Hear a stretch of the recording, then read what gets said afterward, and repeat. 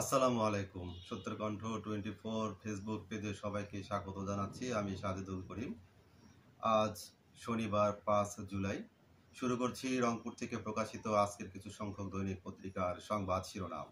প্রথমে হাতে রয়েছে দৈনিক যুগের আলো। দৈনিক যুগের আলোর সংবাদ শিরোনামে রয়েছে, ফ্যাসিবাদী নির্বাচনের স্বপ্ন দেখলে সেই স্বপ্নকে দুঃস্বপ্নে পরিণত করব, ডাক্তার শফিকুর রহমান।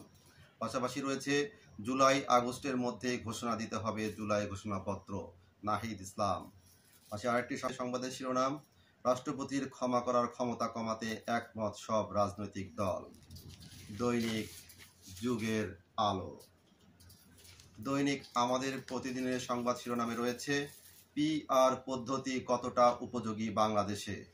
পাশাপাশি রয়েছে, রংপুরের জনসভায় জামাত আমির, বর্তমান সময়ে সুষ্ঠু নির্বাচনের কথা কল্পনাও করা যায় না। পাশে আরেকটি সংবাদ শিরোনাম, সরকারি চাকরি অধ্যাদেশে বড় পরিবর্তন, অপসারণ নয় বাধ্যতামূলক অবসর। দৈনিক আমাদের প্রতিদিন।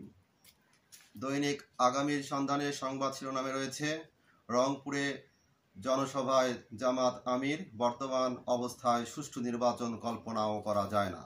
পাশাপাশি রয়েছে, হরিপুর দ্বিতীয় তিস্তা গার্ডার সেতুর উদ্বোধন এ মাসে। আরেকটি সংবাদ শিরোনাম, স্মরণকালের ভালো নির্বাচন করতে চায় অন্তর্বর্তী সরকার, জ্বালানি উপদেষ্টা। দৈনিক আগামীর সন্ধানে।